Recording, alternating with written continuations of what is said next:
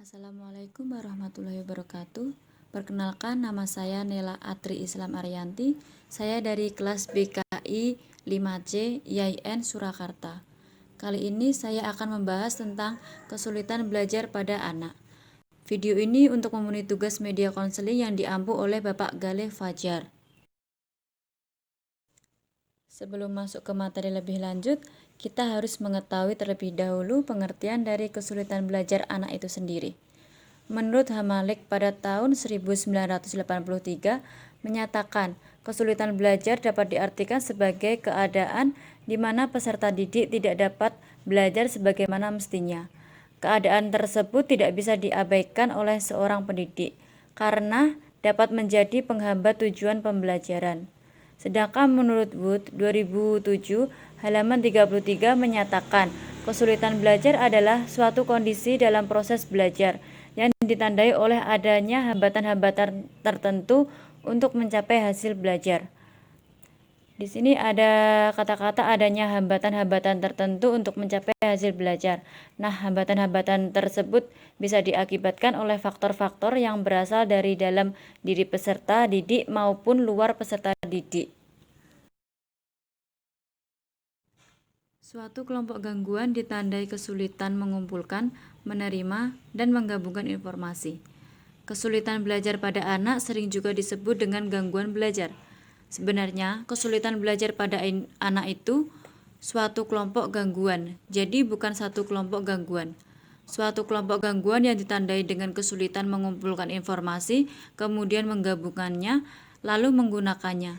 Jadi, misalnya anak tersebut awalnya saja sudah sulit untuk mengumpulkan data atau informasi, kemudian dia menyatukan informasi dan menggunakannya. Dia akan menjadi lebih sulit.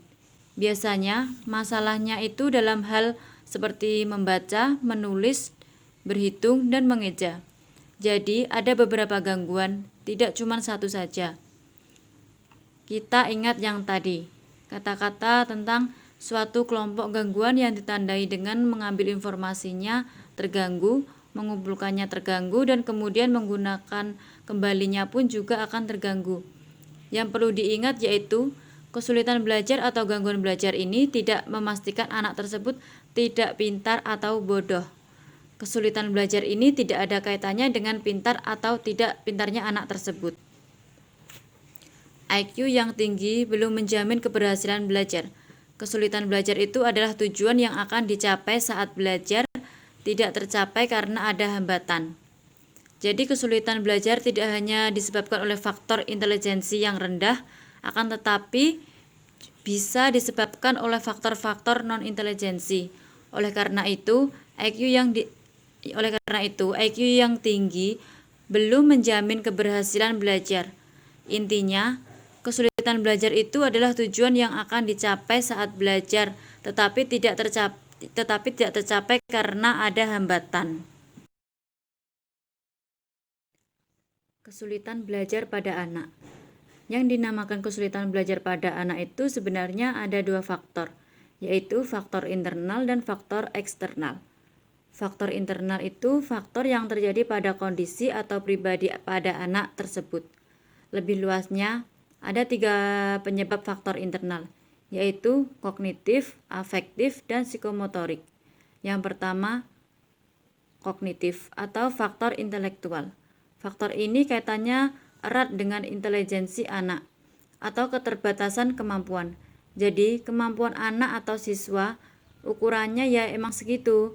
Kemampuan berpikir, mengingat, itu namanya faktor kognitif atau intelektual. Yang kedua, faktor afektif atau ranah rasa. Berarti afektif itu emosionalnya anak. Terkadang anak memiliki kesulitan belajar karena tidak bisa mengontrol sikap atau rasa emosi. Emosional dan sikap itu masuknya ke ranah atau faktor afektif.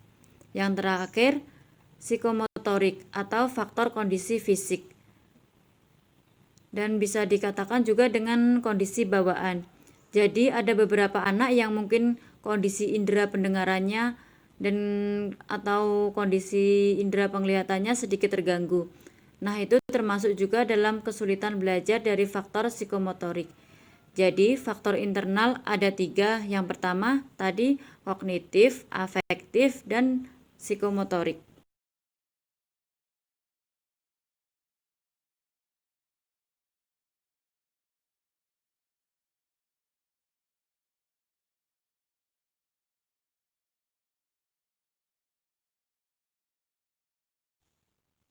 Selanjutnya, faktor eksternal. Eksternal itu berarti faktor dari luar, bukan dari diri pribadi anak. Yang membuat anak sulit untuk belajar itu banyak faktornya. Yang pertama dari keluarga anak tersebut. Contohnya broken home atau mungkin hubungan keluarga yang tidak harmonis. Jadi akan menambahkan beban pikiran anak yang menyebabkan anak akan sulit berkonsentrasi untuk belajar. Yang kedua, faktor sosial. Sebenarnya faktor sosial itu ada 2. Yang pertama, masyarakat sekitar.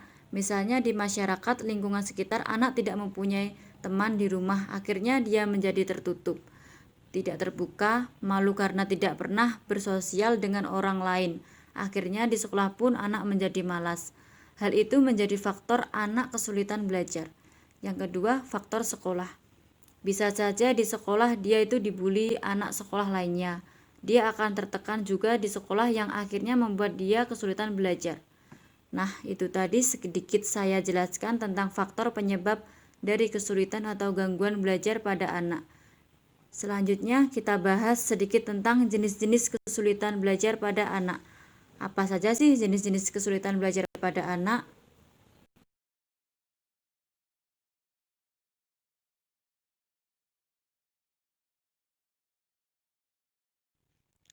Ada 4 jenis kesulitan belajar pada anak. Yang pertama, kesulitan akademis. Biasanya, anak yang mengalami kesulitan akademis ini susah dalam menulis, berhitung, dan membaca. Jadi, sesuatu yang berhubungan dengan akademis, dia mengalami kesulitan.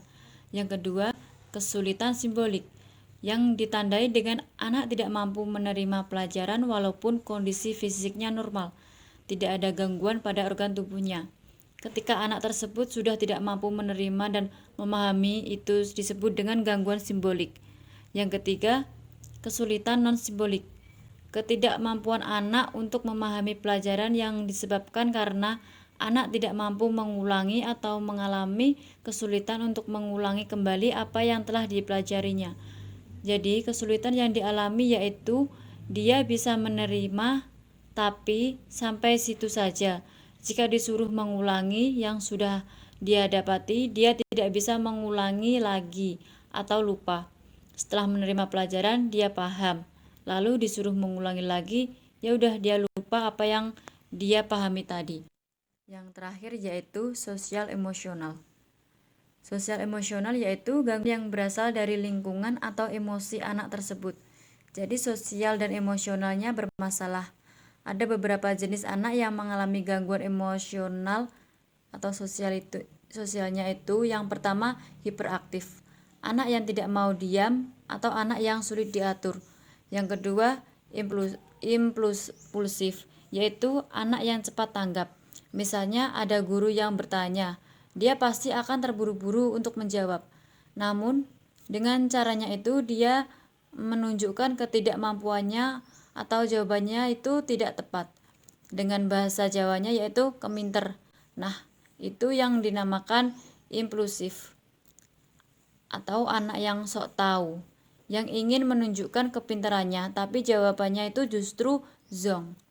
Yang ketiga, distrability-sil.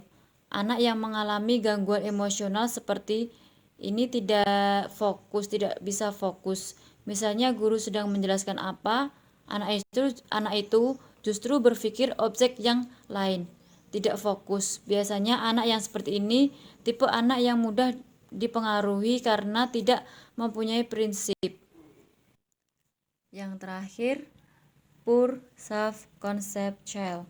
Anak yang mengalami gangguan ini biasanya anak tersebut anak yang pendiam, murung, tidak mudah bergaul, tidak bisa bersosialisasi dengan temannya. Cara mengatasi kesulitan belajar pada anak. Yang pertama, tempat duduk.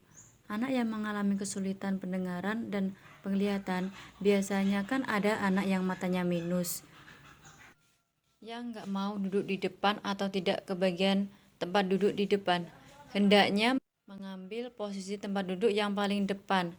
Kalau guru mengetahui dan itu terjadi, harusnya guru memindahkan tempat duduk anak tersebut. Yang kedua, gangguan kesehatan. Anak yang mengalami gangguan kesehatan sebaiknya diistirahatkan di rumah dengan tetap memberinya bahan pelajaran atau PR dan dibimbing oleh orang tua atau keluarga lainnya yang di rumah.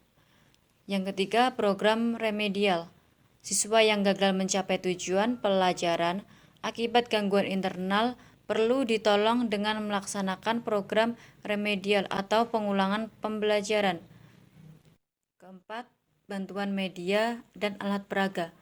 Penggunaan alat peraga pelajaran dan media belajar kiranya cukup membantu siswa yang mengalami kesulitan menerima materi pembelajaran. Misalnya karena materi pembelajaran bersifat abstrak sehingga sulit dipahami siswa. Ini pengaruhnya sangat besar ya antara media dan alat peraga. Selain untuk siswa yang kesulitan belajar, biasanya kalau guru menggunakan media atau alat peraga di dalam proses belajar mengajar itu, muridnya juga akan semangat untuk belajar. Misalnya pelajaran IPS yang menggunakan peta. Anak akan bisa melihat tata letak negara, batas negara di mana saja, dibandingkan guru hanya bercerita. Kalau ada gambar, biasanya akan lebih menarik atau menggunakan gambar bisa lebih menarik. Yang terakhir, suasana belajar yang menyenangkan. Suasana belajar yang nyaman dan menggembirakan akan membantu anak yang mengalami hambatan dalam menerima materi pelajaran. Biasanya, kalau suasana kelas tidak kondusif, siswa akan tidak fokus. Dan misalnya, siswa tidak suka dengan gurunya, kemungkinan siswa juga akan tidak tertarik dengan pelajaran yang diajar gurunya. Walaupun semudah apapun materinya, jika sudah tidak suka dengan gurunya, pasti siswa tidak suka pelajarannya, sehingga membuat siswa sulit untuk menerima pelajaran. Cukup sekian dari saya, kurang lebihnya mohon maaf. Wassalamualaikum warahmatullahi wabarakatuh.